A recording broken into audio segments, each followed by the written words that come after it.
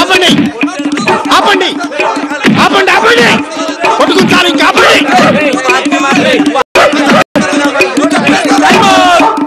మీరు కొట్టుకోవటానికి మీకు అరగంట అవకాశం ఇచ్చాం. మీరు ఎంత గట్టిగా కొట్టుకుంటే మీరు ఒకరికొకరు అంత దగ్గర అవుతారు. మీలో ఐకమత్యము పెరుగుతుంది. ఈ ఐకమత్యం వల్లే రేపు రాబోయే ఎన్నికల్లో మన విజయం తథ్యం. ఈ విషయం నాకు రూఢి అయింది. రేపొద్దున జరగబోయే ఎన్నికల్లో మన ఈ ఐకమత్యమే మనల్ని కాపాడబోతోంది. అయితే ఇందాక మీరు కొట్టుకుంటున్నప్పుడు వాడిన బూతులు వగైరా వగైరా ఇవన్నీ కూడా మీలో కల పోరాట పటిమని తెలియచేస్తున్నాయి. ఈ విషయం నాకు చాలా ఆనందాన్ని కూడా ఇస్తుంది. కాకపోతే నేను ఒక తీర్మానం తయారు చేశా.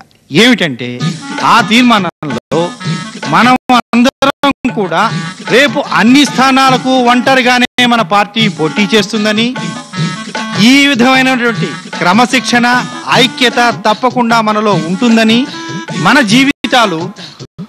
జీవితాంతము మనం బతికినంత కాలము జనాలకి సేవ చేయడానికి వినియోగిస్తామని, ఈ ఐక్యతతోనే రాష్ట్రాన్ని ముందు ముందు పాలిస్తామని తీర్మానం రాయించి ఇచ్చాను.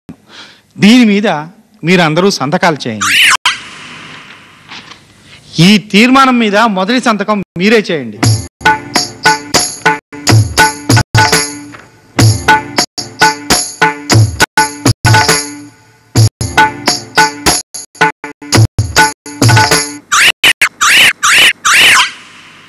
ఆపండి.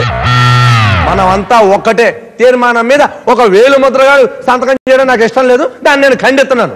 ఏటే ఏలిముద్ర? ఈ ఏలిముద్రగాడే గతంలో 2 సార్లు విద్యామంత్రిగా ప్రజాసేవ చేశాడు. నీ బోణి సంతకం పార్టీకి అచ్చురాదు. పార్టీలో సీనియర్ నాయకుడిని నేను, అంచేత మొదటి సంతకం నాదే ఉండాలి. అయితే మీరే సంతకాలు చేసుకోండి.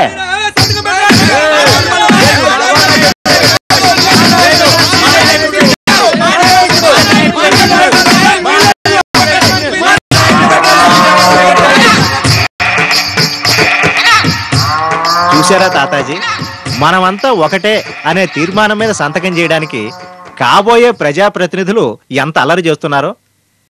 దీనిని బట్టి మీకేమర్థమైంది? దరిద్రపు విషయం చెప్పి ఇంకా మీకు ఏం అర్థమైంది అని అడుగుతున్నావా?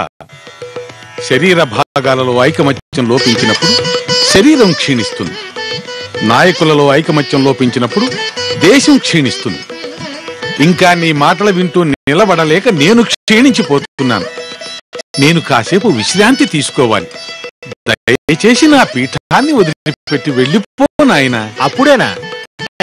మహాభారతం రచించిన మీరు ఎంత భారమైనా భరించక తప్పదు తాతాజీ. ఇవన్నీ విని మరో భారత గ్రంథ రచనకు ఘంటం చేతబట్టాలి.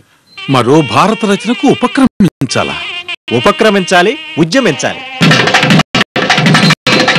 శివమూర్తివి గణనాథ, నీవు శివుని కుమారుడవు గణనాథ. శివమూర్తివి గణనాథ, నీవు శివుని కుమారుడవు గణనాథ. ఓయ్ శివమూర్తివి గణనాథ, నీవు శివుని కుమారుడవు గణనాథ. నీవు శివుని కుమారు